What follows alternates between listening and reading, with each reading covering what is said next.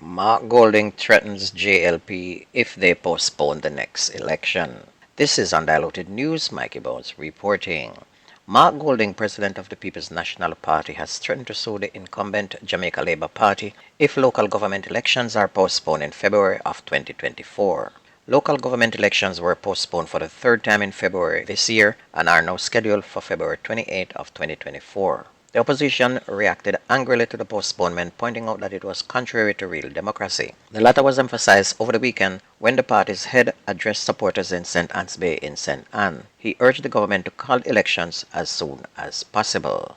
Meanwhile, a teenage girl was on Tuesday fined $200,000 or 3 months in prison for lottery scamming in the St. Catharines Circuit Court. The conviction against the minor, who pleaded guilty to possession of identity information, will not be part of her criminal record due to her status. Her co-accused Dwayne Minto and Gavai Garcia also pleaded guilty to possession of identity information. Minto was fined $900,000 or 12 months imprisonment, while Garcia will have to pay $400,000 or spend 9 months behind bars. Prosecutor reported that on July 22nd of 2022, members of the security force Joint Anti-Gang Task Force swooped down on the gated community of Caribbean Estate in Portmore and St. Catherine to carry out a raid. And during the operation, a house with 8 people, 6 men and 2 female, were searched and the occupants held. The police discovered several documents containing information about people living overseas. Several cell phones, SIM cards, and laptops were also found. A Toyota Mark X motorcar was also seized, and the occupants were held on suspicion of lottery scamming and later charged. Meanwhile, there was drama in Kingston on Monday after an Excelsior High School student and a woman said to be her mother got into a fight, much to the delight of other school children. The incident, which was recorded on video, has gone viral on social media, and it's unknown what grade this girl was in or what triggered the physical confrontation. Students from at least 2 other schools were present. The video started with the mother draping the child as other students looked on and laughed. When the woman hit the student, the child retaliated and hit her back, and this was when the fight started. They went from a section of a fence to under a bus stop and almost ended up in the street. Several students intervened and attempted to part the fight by pulling the schoolgirl apart. A man eventually got in between them and pulled the daughter away, while other students held on to the mother. The video ended shortly after.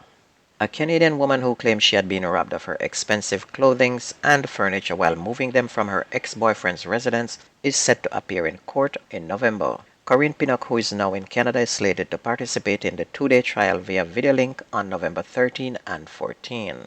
Pinnock claims she lost $5.5 million as a result of the stolen things and the cost of fixing a truck she hired to transport her belongings.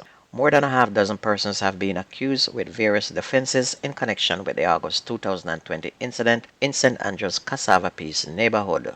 The complainant, according to reports, was engaged to a man from Cassava Peace whom she has been visiting since 2016. She had planned to stay at a hotel throughout her visit, but he persuaded her to add 2 rooms to his mother's house in Cassava Peace for her to stay in when she visited Jamaica. The romance apparently lasted until July of 2020 when Pinnock decided to call it quits. But here is the big mistake she made. When she decided to quit, she hired a truck in August to remove the furniture she had purchased for that room. And during her efforts to relocate the furniture, a fight apparently erupted, causing the delivered vehicle to be damaged and the driver to be beaten and the furniture to be taken. And I don't know where she thinks she was. Girl, this is Cassava Peace we're talking about. How can you in your right mind think you can go to that house in Cassava Peace and remove anything without war breaking out? The owner for the truck is lucky it was not set on fire either. A complaint was filed and the arrest was made following a thorough investigation. A construction worker has been charged after he allegedly shot at a shopkeeper in Pimento Walk in Ocheria, St. Anne on Saturday. Charged with shooting with intent, illegal possession of firearm and ammunition, and using an illegal firearm to commit a felony is 30-year-old Joe Rushane Allen, otherwise called Coco, of Russell Hall in Parry Town in St. Anne. Reports from the St. Anne's Bay Police are that about 9:45 p.m., a male shopkeeper was at his business establishment when Allen apparently brandished a firearm and opened gunfire at him. The man managed to escape injury and reported the incident to the police. Allen was arrested during a subsequent operation and charged. His court date is now being arranged.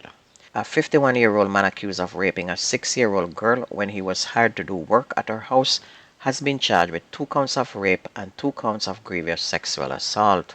charges Clive Green a Mason of Hamilton Mountain in St. Mary, and it's reported that Green sexually assaulted the child in a St. Anne community on separate occasions since 2023. Reports are that on both occasions Green was hired for work at the child's home when he sexually assaulted and raped her. A report was made to the police and Green was subsequently arrested and charged following an interview. His court date is now being arranged.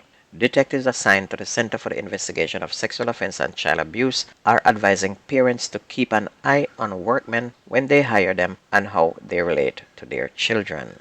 On to sports. New Zealand abandoned its football friendly against Qatar at halftime in Austria on Monday after accusing a Qatari player of making a racist comment to defender Michael Boxall. In a statement issued yesterday, Football New Zealand said that the team refused to play the second half when the referee declined to take action.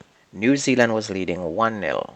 The incident happened after Qatar was awarded a free kick. The New Zealanders complained that Qatar Yusuf Abdurisag made a racist comment to Boxall, who is a Samoan heritage. After melee between the teams, New Zealand captain Joe Bell complained to a referee who shook his head indicating he would not take action against the Qatari player. And this game will be under observation from FIFA for sure. And the same thing happened in the US-Mexico game when the referee had to blow off the match, ending in 4 players getting a red card.